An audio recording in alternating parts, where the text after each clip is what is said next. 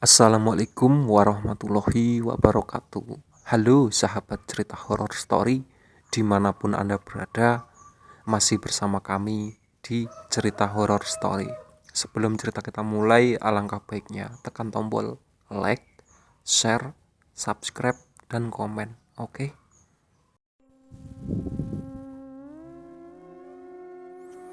Matahari mulai terlihat malu-malu menampakkan sinarnya.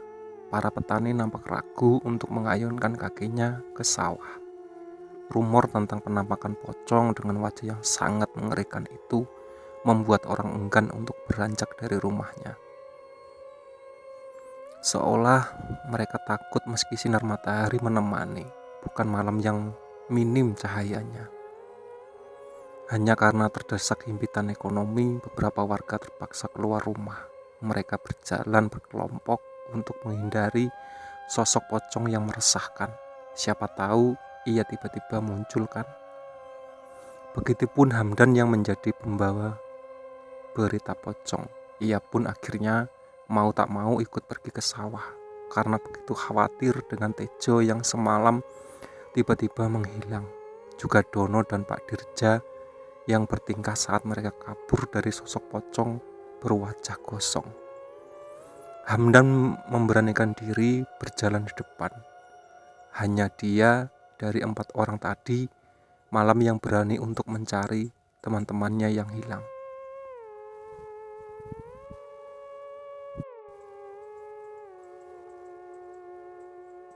Sedangkan Tio, Wahyu, dan Cipto yang ikut kabur dari sosok mengerikan itu tak mau ikut. Mereka masih trauma dengan kejadian semalam. Sebelum memasuki area persawahan, Hamdan dan beberapa orang di belakang itu melewati jalan aspal yang lumayan besar. Bisa untuk dilewati 2 mobil sekaligus. Hamdan menghentikan langkah kakinya. Darah Hamdan berdesir saat melihat kerumunan orang dan motor yang berhenti di tengah jalan. Riuh, rendah, suara membuat batinnya bertanya-tanya, apakah ada kecelakaan? Perasaan Hamdan tiba-tiba tak enak. Berbeda dengan orang-orang di belakangnya, mereka tampak antusias. Hamdan dan awalnya berada di depan, kini jauh tertinggal. Astagfirullah, siapa ini? Mengerikan sekali. Celetuk salah satu orang yang berkerumun. Perasaan Hamdan semakin tak karuan, apalagi saat matanya tak sengaja menangkap darah yang sebagian sudah mulai mengering di aspal dan putih-putih seperti otak yang buyar. Dengan kaki gemetar, Hamdan memberanikan diri mendekat ke arah kerumunan orang. Ia menyibak satu persatu barisan orang yang memenuhi tempat guna mencari tahu apa yang terjadi sebenarnya. Tubuhnya seketika kaku kala ia melihat dengan jelas kepala hancur dan gepeng yang dipenuhi darah serta perut yang sudah pecah dengan usus terburai kini terongok di hadapannya. Sontak ia menutup wajahnya dengan kedua tangan. Tubuhnya terhuyung ke belakang. Beruntung salah satu temannya dengan sigap menangkap tubuhnya. Tangis Hamdan pecah seketika. Ia sangat ingat pakaian yang dipakai Tejo, temannya. Kaos kuning dengan garis merah dan biru di tengahnya, beserta celana jin yang sendal kulit berwarna hitam yang amat sering ia pakai. Hamdan amat hafal dengan apa yang melekat di tubuh temannya itu, karena hampir setiap malam mereka bertemu dan menghabiskan waktu bersama untuk saling tertukar pikiran. Tejo, lirihnya. Beberapa orang yang mendengar segera mendekat dan memastikan jika yang diucapkan Hamdan benar adanya. Tejo, kamu yakin itu Tejo? Tanya seseorang bapak berkumis lebat memastikan pendengarannya. Hamdan mengangguk lemah. Perlahan ia menurunkan tangannya dan membuang wajahnya ke tempat berbeda. Ia tak sanggup menatap tubuh Tejo yang mengenaskan.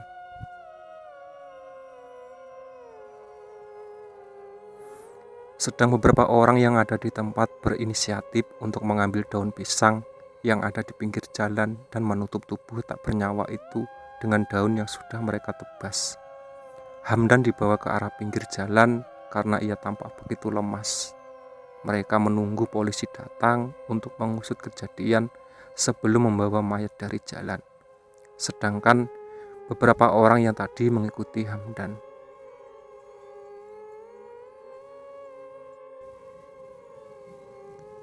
Beberapa orang tadi mengikuti Hamdan terpaksa pergi tanpa ke sawah. Karena tubuh Hamdan yang tiba-tiba lemah tak bertenaga, ia tampak sangat shock atas kejadian yang menimpa sahabatnya. 8 orang berjenis kelamin pria itu berjalan melewati pematang sawah. Mereka memanggil-manggil nama Dirga dan Dono yang sejak tadi malam hilang. Mereka kemudian berpencar menjadi 4 kelompok karena tak ada satupun yang mau mencari seorang diri. Mereka dicekam ketakutan akibat isu pocong yang meresahkan. Hingga hari terang pun seolah tak berpengaruh pada jiwa-jiwa penakut. 10 menit berpisah, salah satu kelompok terdengar menyebut nama Pak Dirga dan Dono. Ketika kelompok itu mendekat ke asal suara, tubuh masing-masing orang mendadak kaku. Mata mereka membesar dan seraya mau keluar dari tempatnya saat melihat tubuh yang mereka cari suka membeku dan kaku, tak bernyawa dengan kondisi yang mengenaskan.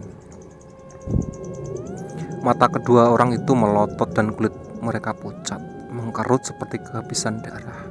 Sebagian tubuh mereka dihinggapi makhluk hitam pekat, mengkilat berukuran besar dan gendut-gendut. Beberapa makhluk itu menjijikkan. Itu keluar dari hidung dan telinga, juga mulut, menggeliat dan jatuh satu persatu di tanah, merangkak pelan dengan tubuh gendut gentayangan.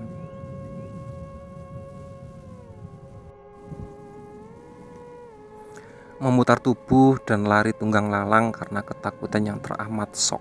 Suara teriakan menggema seantero kampung tempat pembantaian seorang lelaki parubaya yang mereka sebut dengan begal.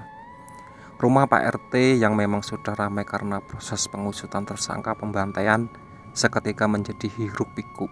Pengaduan ada korban kecelakaan dan matinya 2 orang warga tanpa penyebab yang jelas di area persawahan. Tempat yang sama di mana korban pengeroyokan dibantai dan dibakar oleh warga.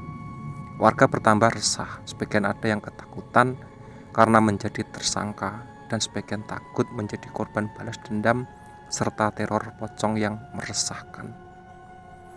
Pak RT pun kalang kabut, bukan hanya ikut mengusut kasus, ia pun harus turun tangan membantu pemakaman jenazah Tejo yang sudah pulang di rumah duka beserta 2 orang warganya yang meninggal mengenaskan di sawah. 3 warga yang meninggal dalam waktu yang bersamaan dengan kondisi mengenaskan. Proses pemandian jenazah pun dilakukan di rumah Pak RT.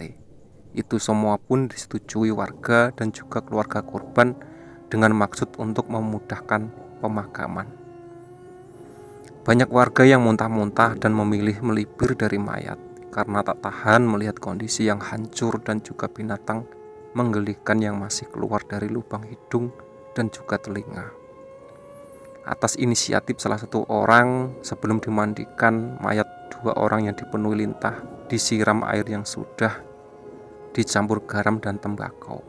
Benar saja, tak lama binatang pengisap darah itu berjatuhan menggelepar. Proses pemandian pun bisa dilakukan dengan lancar. Acara pemakaman yang diiringi dengan isak tangis dan raungan dari keluarga menambah haru suasana. Namun tidak bagi 15 orang yang ikut dalam pembantaian. Tak bisa dipungkiri, melihat 3 orang meninggal dalam semalam dengan kondisi yang mengerikan membuat nyali mereka ciut seketika.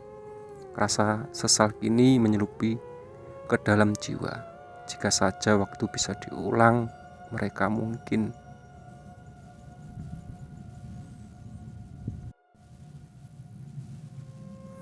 bayi yang berada di gendongan kembali mengeliat. Baru saja hendak terhenyak, runggunya kembali terusik dengan teriakan. Ibu mendesah frustasi. Ia lalu berlari ke arah pintu. Saat membuka pintu, tatapannya terpaku pada sesosok bungkuk hitam yang terdapat banyak di lidah mencuat. Keningnya mengerenyit, memperhatikan dengan seksama apa isi bungkusan yang kini berada tak jauh dari kakinya itu. Setelah membungkuk sembari menggendong bayi, ia meraih bungkusan kresek hitam yang lumayan besar. Aroma lezat mengeluar dari dalam bungkusan, aroma yang sejak lama tak menyapa indera penciumannya. Seketika pula itu perutnya keroncongan. Senyum seketika terbit di wajahnya. Dengan riang ia membawa bungkusan itu masuk ke dalam rumah dan menutup pintu. "Indah, Danang, sini," panggil Kartini dengan suara membahana. Ia sangat bersemangat hingga tanpa ia sadari suaranya membuat anak bungsunya kembali terbangun dan menangis. Mendengar suara tangisan dan juga suara ibunya, Indah dan Danang berlarian mendekatinya. Dengan jalan berbincang, Indah bertanya kepada Kartini, "Ada apa, Bu? Apa adik terluka?" Wajah Indah pucat saat melihat adiknya yang kembali menangis, padahal baru beberapa menit ia terlelap. Kartini menggeleng. Ia mengulurkan kresek hitam ke arah Indah dan Danang. "Ini, makanlah duluan. Ibu mau nenangin adik dulu. Ada orang baik yang ngasih ini tadi." "Bohong, Bu. Ia sebenarnya tak melihat siapapun di depan rumah. Sengaja berbohong agar Indah tak bertanya dan khawatir." "Sate? Siapa yang ngasih, Bu?" Indah yang menerima bungkusan merasa penasaran. Siapakah orang baik yang mengirim keluarganya sate? Kartini bergeming. Ia bingung siapa yang kiranya akan ia sebut namanya agar anak gadisnya itu tak curiga. Yayu Jamilah ini, tapi dia langsung pulang." "Ya wes, makan Ki, nanti gantian pegangin adik. Ibu juga lapar soalnya," titah Kartini yang membuat anak gadisnya itu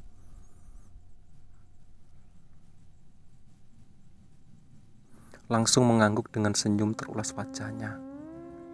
"Ayo Dek, makan sama Mbak, rezeki nomplok ini."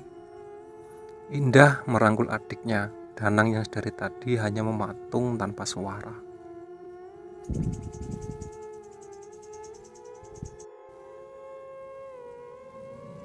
Ia membisu karena tadi sempat melihat sekilas bayangan putih yang melompat dan terbang saat ibunya menutup pintu. Ia yang sedari tadi berdiri di depan kamarnya itu beranjak dari meja saat ia mendengar langkah kaki ibunya mendekati pintu depan.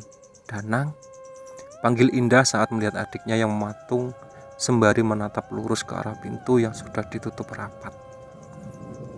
Danang hanya menoleh. Ia tak berani membuka mulutnya dan menceritakan apa yang baru saja ia lihat. Bocah itu hanya mengangguk dan mengikuti langkah kaki kakaknya menuju kursi ruang tamu.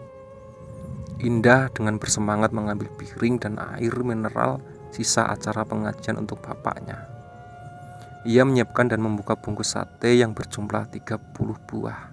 Indah makan dengan lahap, berbeda dengan Danang yang makan dengan ogah-ogahan.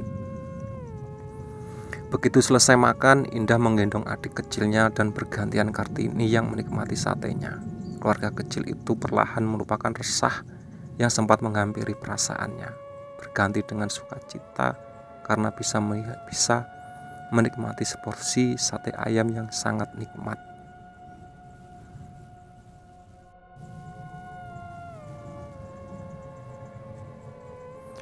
Dan tanpa mereka sadari, ada sepasang mata berkilat berwarna merah sedang memperhatikan di balik rerumputan bambu di depan rumah mereka.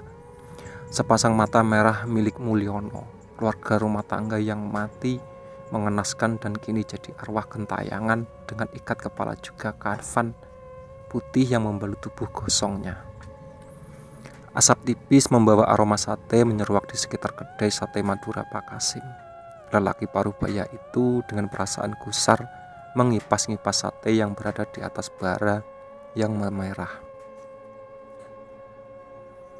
Malam ini kedainya sepi, tak ada seorang pun pelanggan yang mampir. Istrinya, "Yuk Ratni," tampak mondar-mandir di depan kedai memastikan adanya pelanggan yang datang. Namun Ia harus menelan kekecewaan karena tak satu pun orang berada di luar. "Tumben, malam ini sepi, Pak," ujar Bu Ratni dengan desahan pelan. Ia menghela nafas dalam, sedih memikirkan nasib kedainya yang sepi tanpa pelanggan. "Ya, kan ibu tahu, gara-gara isu pocong dan kematian beberapa orang warga kampung sini, semua orang takut untuk keluar. Mereka lebih memilih tinggal di rumah," jawab Kasim dengan wajah gusarnya yang tak mampu ia sembunyikan. "Alah, pocong. Mana andalan adalah itu pocong. Buktinya kita jualan dari awal semenjak kejadian orang dikeroyok itu, gak ada yang aneh," ungkas Ratni. Ia menampik isu pocong.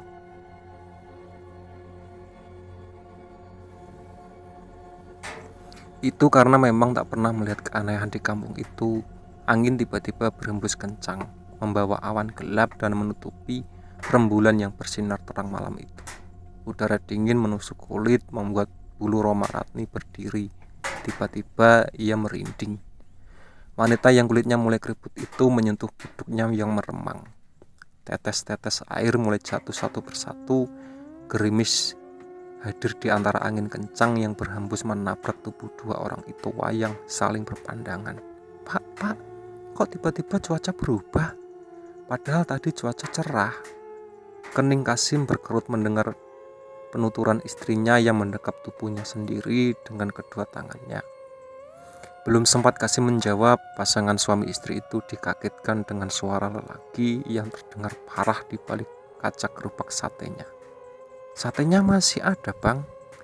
Kasim yang sempat termangu segera mendekat. Begitupun Ratni. Mereka tampak antusias saat menyadari adanya pelanggan pertama mereka malam itu. "Ada, Mas, mau berapa porsi?" tanya Kasim dengan semangat.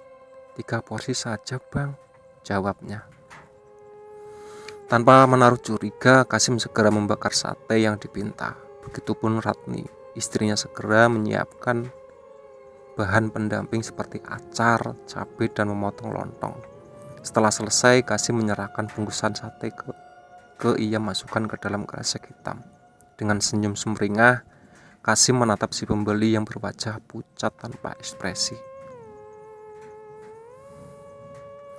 Laki-laki perawakan seram itu meraih bungkusan dan menyerahkan beberapa lembar uang merah. "Pak, ini kebanyakan," tolak Kasim dengan halus, tapi si pembeli malah menggeleng. "Ini sebagian perminta maaf, mudah-mudahan kedai Bapak besok lebih laris dan banyak pengunjungnya." Ucapan terima kasih terlontar begitu saja dari mulut Kasim. Begitupun Ratni.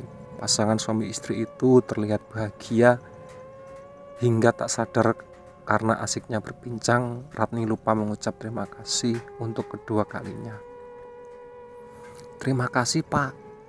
Mata Ratni membelalak mencari sosok dermawan yang baru saja datang ke kedai mereka. "Pak, orang tadi kemana? Cepat banget ngilangnya." Ratni menarik ujung kaos suaminya. Kasim celingukan. Sama seperti Ratni, ia pun heran. Jangan-jangan hantu, Pak.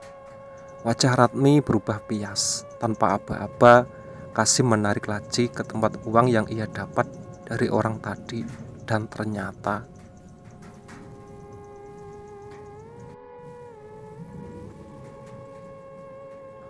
uang di dalam laci itu tetap utuh. "Alhamdulillah, Bu, uangnya masih utuh." Kasim bernapas lega seraya mengelus dadanya pelan. "Ya ampun, Pak, kita sudah seuzon," Bu Ratni mendesah.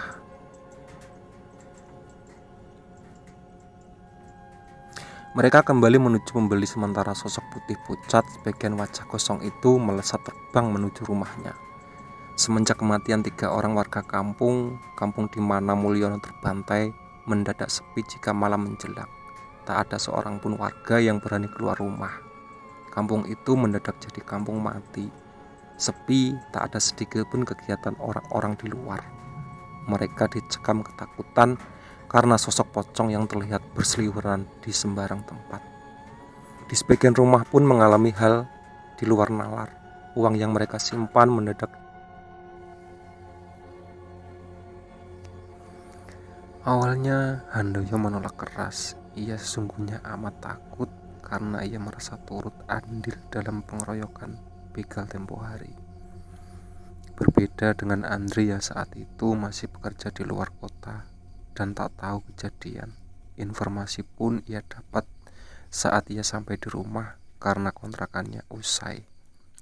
Namun karena kasihan pada jiwa sang adik, Handoyo akhirnya mau ikut serta keluar rumah bersama Andri iparnya. Dua orang lelaki itu akhirnya keluar rumah beriringan memakai dua motor yang berbeda, menyusuri jalan sepi dan temaram lampu yang menerangi. "Andri, jangan ngebut-ngebut, Mas takut," pinta Handoyo saat motor mereka beriringan. Andri hanya menolak sekilas tanpa mengurangi laju kendaraannya. "Lebih takut lagi kalau tuh pocong ngikutin kita, Mas," sautnya. Tak menghiraukan kakak iparnya, Andri malah menarik gas lebih kencang sehingga motor melaju lebih cepat. Handoyo yang berusaha 10 tahun lebih tua dari Andri merasa kesulitan untuk mengimbangi laju motor adik iparnya itu. Ia pun merasakan motornya terlalu berat, seolah ada yang sedang duduk di belakangnya. Motor beberapa kali oleng karena Handoyo tak mampu mengimbangi. Boncengan belakang terlalu berat, didera rasa penasaran yang teramat sangat. Handoyo memindai pandangan ke arah spion motor dan nafasnya seketika sesak. Motor oleng dan bruk menabrak pohon. Handoyo teruntal ke arah semak dan pingsan seketika karena benturan di kepala yang cukup keras. Andri yang mendengar suara dentuman samar-samar seketika mengerem motornya. Ia baru menyadari jika kakak iparnya itu sudah tak ada di sampingnya, tertinggal jauh dan hilang entah kemana. Andri kalut memikirkan nasib istrinya atau memutar kepala motor dan mencari Handoyo. Sepersekian detik ia mematung, tapi akhirnya ia memilih untuk mencari Handoyo. Ia kemudian memutar motor dan memajukan motor dengan perlahan sembari celingak-celinguk mencari Handoyo. "Siap!" Andri spontan mengerem motornya saat ekor matanya menangkap motor yang rubuh di pinggir jalan. Ia kemudian membelokkan motornya dan mendapati Handoyo tengah berbaring tak sadarkan diri. Mas Handoyo," pekiknya saat ia turun dari motor. Ia mengguncang tubuh kurus kakak iparnya itu dengan kencang. Perlahan mata Handoyo mengerjap saat ia tersadar. "Andri, ada pocongan," pekiknya tergagap. Keringat dingin mulai mengucur di dahinya. Bulu kuduk Andri seketika berdiri. Ia bergedik ngeri. "Sudah Mas, ayo kita pergi dari sini. Apa Mas bisa bawa motornya?" Handoyo mengangguk. Ia lalu dibantu Andri berdiri naik ke atas motor. Kali ini Andri mengendarai motor dengan perlahan. Ia takut meninggalkan Handoyo lagi. 10 menit kemudian akhirnya mereka sampai di klinik sejahtera. Klinik pun tampak sepi, hanya ada seorang perawat yang kebetulan keluar dari salah satu ruangan.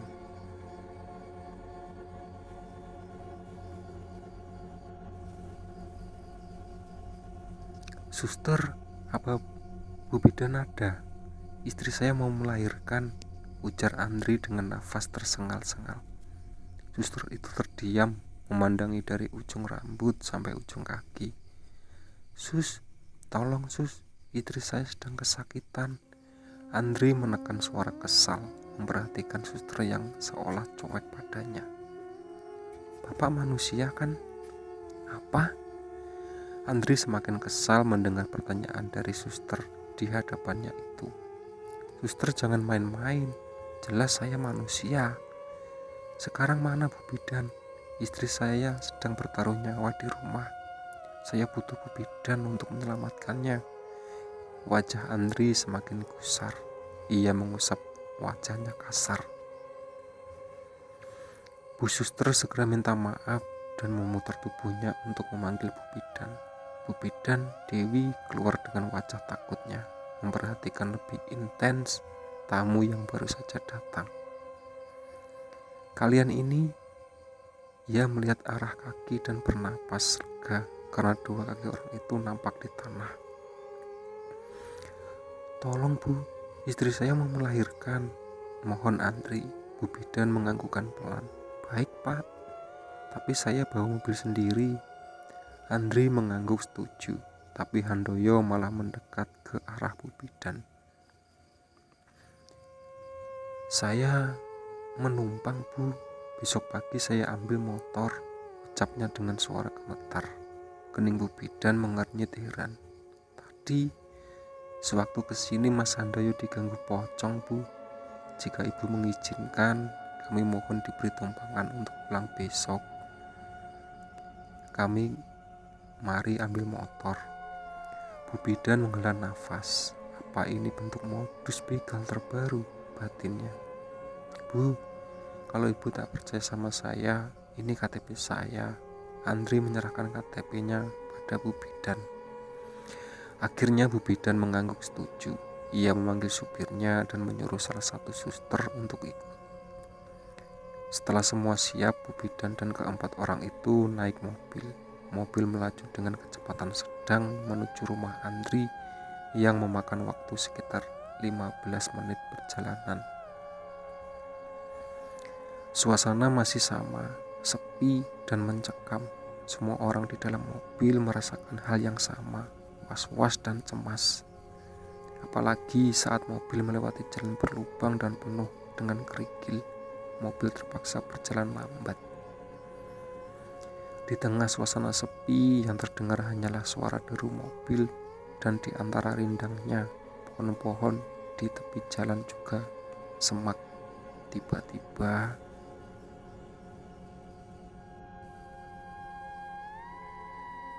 Andri menarik tangan Handoyo saat matanya tak sengaja menangkap bayangan putih berkelebat di balik rimbunan pepohonan.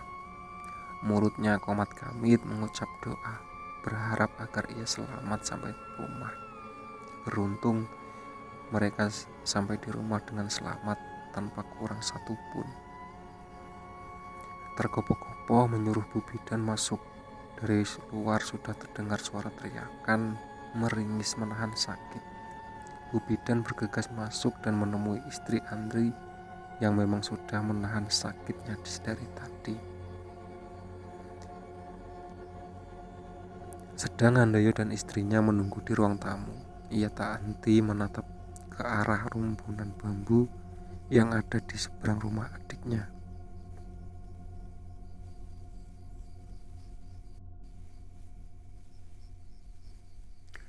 Entah kenapa matanya seolah susah berpaling ke arah lainnya, seolah ada magnet yang menarikkan ke sana.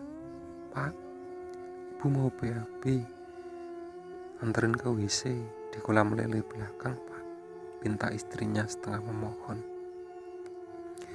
Handoyo menghela nafas, ada rasa takut yang teramat sangat, apalagi ia sempat melihat sosok pocong yang setengah wajahnya gosong dan berlatung. Bu, gak bisa nahan, Bapak takut keluar rumah, rengek Handoyo membuat kening istri yang berkerut. Pak, ini sudah sesek loh, lagian mitos saja lah ada pocong itu. Yakin kalau kita gak ada salah sama tuh pocong, gak mungkin dia ganggu kita. Handoyo meneguk Sal Filiva dengan susah payah. Selama ini ia bisa berlindung dari kebohongannya. Ia berulang kali meyakinkan istrinya jika ia sama sekali tidak terlibat dalam pengeroyokan begal tempo hari. Ayo Pak, antarin Ibu, antar keluar di sini, berapi. Handoyo mendesah. Setengah tak ikhlas ia beranjak dari duduknya dengan berat langkah. Ia mengikuti istrinya ke kolam belakang rumah. Suasana belakang rumah Andri cukup menyeramkan. Masih banyak pohon karet dan juga semak yang cukup tinggi. Pohon pisang pun berjejer menciptakan kesan angker. Apalagi lampu penerangan hanya 5 watt dan itu berada di WC di atas kolam.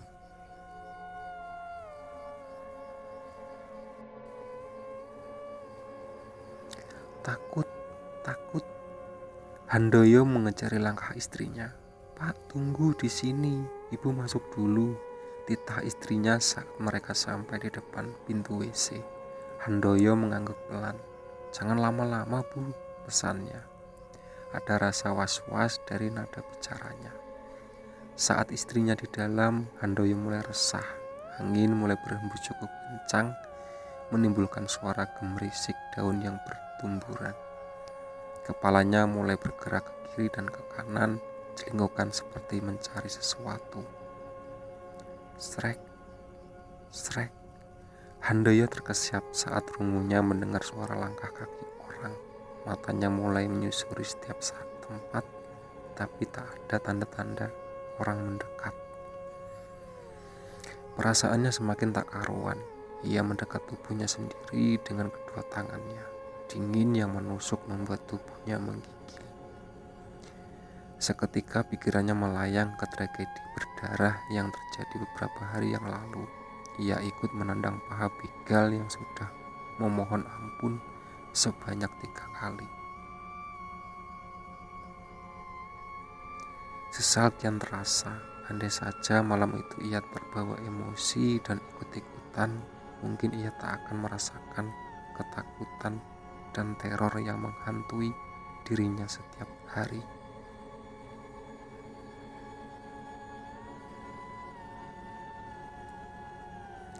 Tolong, lepasin ikatan kepalaku. Suara Paro tiba membuyarkan lamunannya. Kaki Handoyo bergetar, bulu di tengkuknya meremang. Perlahan, Handoyo memutar tubuhnya dan terpaku saat melihat sosok yang berada di belakang tubuhnya. Awalnya sosok itu setara setingginya, tapi perlahan ia membesar hingga setinggi pohon kelapa. Sosok itu tertawa kencang dan belatung dari wajahnya yang gosong dan rusak itu mengenai wajah Handoyo. Susah payah Handoyo mundur dan mengetuk pintu WC istrinya berulang kali. Tak ada sautan. Dok, dok, dok. Bukakan ikatan kepalaku. Lagi, suara itu terdengar membahana. Handoyo yang didera rasa takut melangkah mundur dan biur, ia terjatuh di dalam kolam lele. Nani, istri Handoyo, berhempas lega setelah selesai membuang hajat. Ia celingukan di ambang pintu, mencari suaminya yang tak ada di luar. Alisnya bertaut mengingat tadi ia mendengar ketukan pelan di pintu. Ia ingin keluar tapi tanggung dan sempat mendengar bunyi benda terjatuh di kolam. Apa itu Mas Handoyo? Tapi ngapain ia nyebur ke kolam? Mungkin itu suara kelapa tua yang jatuh dari batang batinnya. Nani tanpa ragu mulai menjejakkan kakinya di jembatan kayu dan bernapas lega saat melihat seseorang berjongkok dan tak jauh dari tempatnya berdiri. Naning bergegas mendekatkan dan menepuk pelan suaminya. Peluk. Ayo Pak, Ibu sudah selesai. Sosok yang ia tepuk bahunya itu mengangguk dan berdiri berhadapan dengannya. Nani memperhatikan sekejap, merasa sedikit heran karena suaminya jadi irit bicara. Namun, karena udara dingin dan bulu kuduknya meremang, Nani memutuskan tak memikirkan dan mengajaknya segera pulang. Baru saja setengah berjalan menuju rumah, iparnya runggunya terusik dengan suara lirih meminta pertolongan, suara yang amat ia hafal. Tolong. Seketika Nani menghentikan langkah dan memutar tubuhnya. Ia terhenyak karena suaminya tak ada di belakangnya. Padahal jelas-jelas ia berjalan bersama. Pandangan Nani mengedar ke segala arah, memastikan jika suara itu benar suaminya. Tolong Bu. Semakin lama suara semakin lirih terdengar. Tak mau kecewa, Nani bergegas mencari suara yang sepertinya berasal dari kolam lele, tempatnya membuang hajat.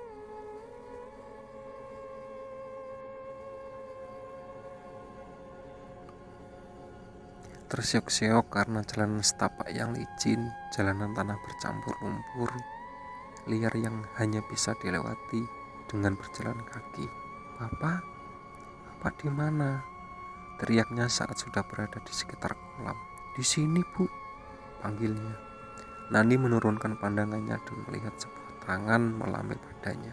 Seketika itu juga wanita parubaya itu berlarian ke kolam bibir dan memastikan jika itu memang suaminya.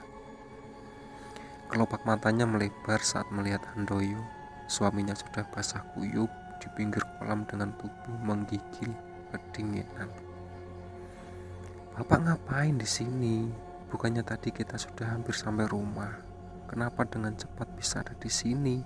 Lagian, apa nggak jijik di kolam tempat buang hajat kok berenang?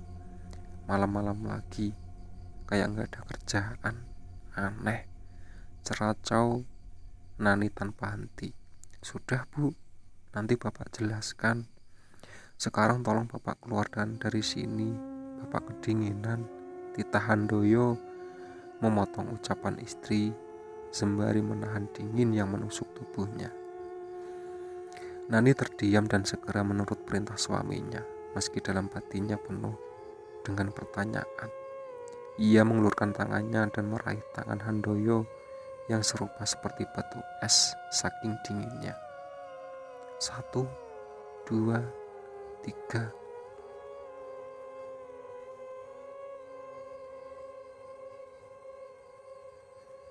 Pada hitungan ketiga, Nani berhasil mengangkat suaminya naik ke permukaan. Dengan tubuh gemetar, Handoyo meminta Nani untuk segera membawanya pulang.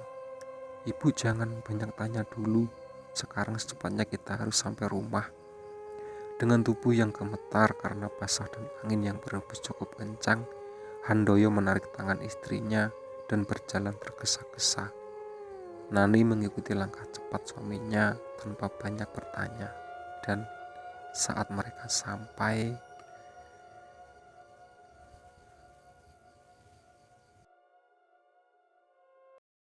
oke, ya itu tadi cerita dari Pocong Itu Bapakku. Ditunggu part selanjutnya ya. Sebelum cerita kita tutup, alangkah baiknya tekan tombol like, subscribe, dan komen. Oke.